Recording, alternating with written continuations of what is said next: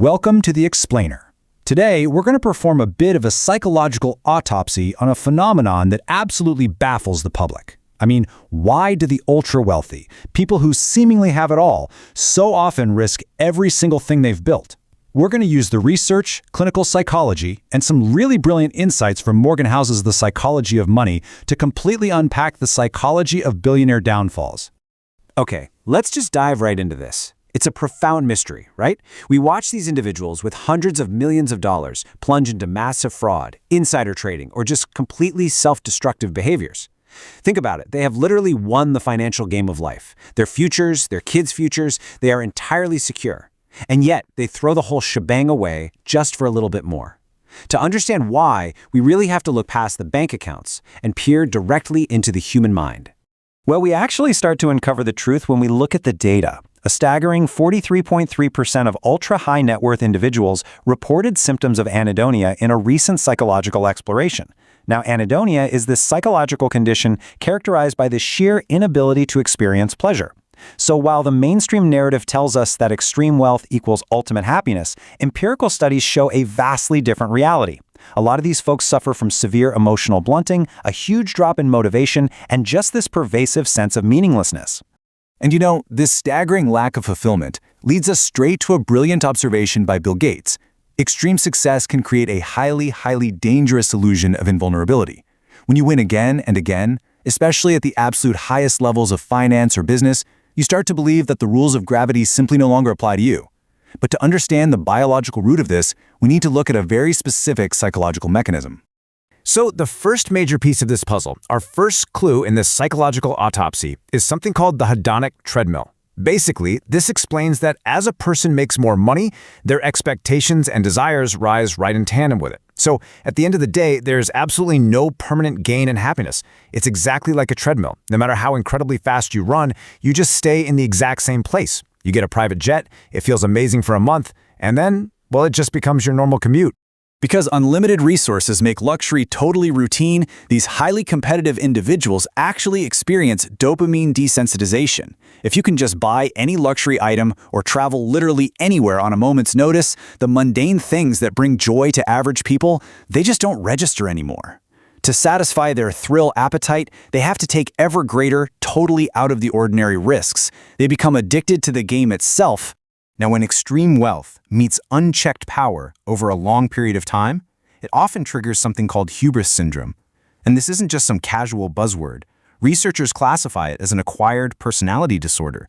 It is recognized as a literal occupational hazard for world leaders, for CEOs, and for tycoons who have been made extremely vulnerable by the circumstances of their own immense power.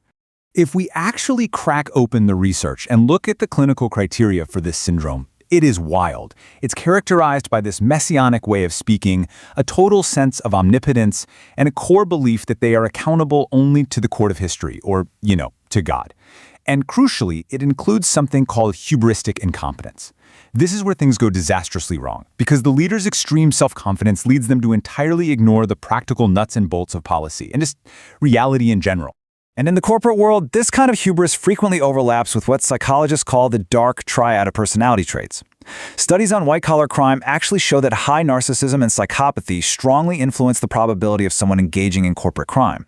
These traits dilute moral culpability. They completely remove the fear of sanctions. The individual simply justifies their actions, effectively overriding their own personal values to balance their perceived punishment and reward. Case Study 1. The Fall of Rajat Gupta. To see these theoretical concepts, the treadmill, the hubris, the dark triad, actually play out in real life, let's look at Gupta's tragic fall. Rajat Gupta was an orphan who worked his way all the way up to become the CEO of McKinsey, literally the world's most prestigious consulting firm. By 2008, his personal wealth had hit $100 million. He could have done anything he wanted for the rest of his life. But he didn't just want to be a centimillionaire, he desperately wanted to reach billionaire status. So, during the 2008 financial crisis, while he was sitting on the board of Goldman Sachs, he found out Warren Buffett was going to invest $5 billion into the bank. Gupta immediately bought 175,000 shares of Goldman Sachs before the public even knew. He made a quick million, sure, but he got caught and it ultimately landed him right in prison.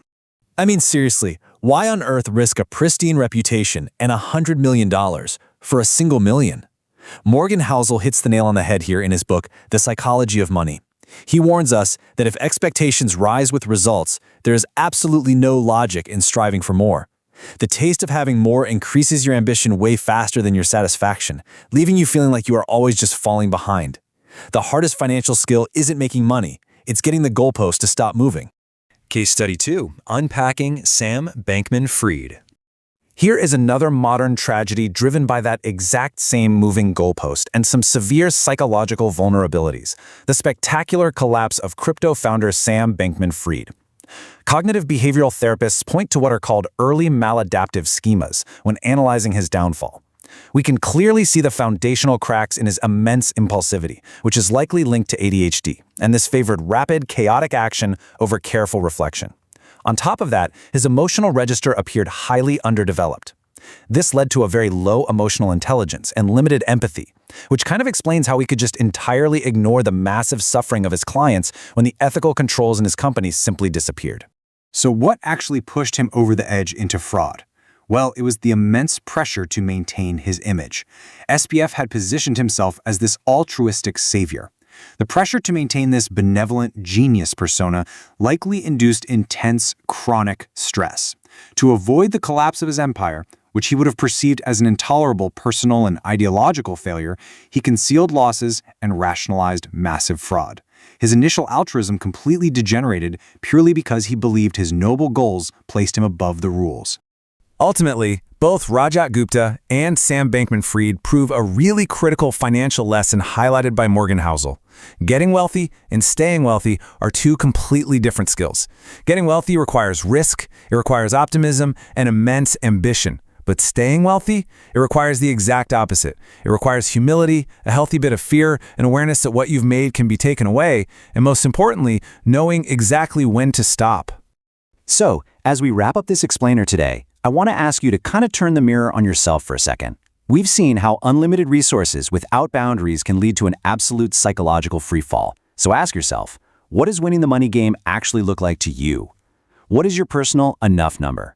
Defining that line today is without a doubt the greatest protection you have for your own future well-being. Thanks so much for joining me on this deep dive, and I really hope this leaves you thinking differently about the true meaning of wealth.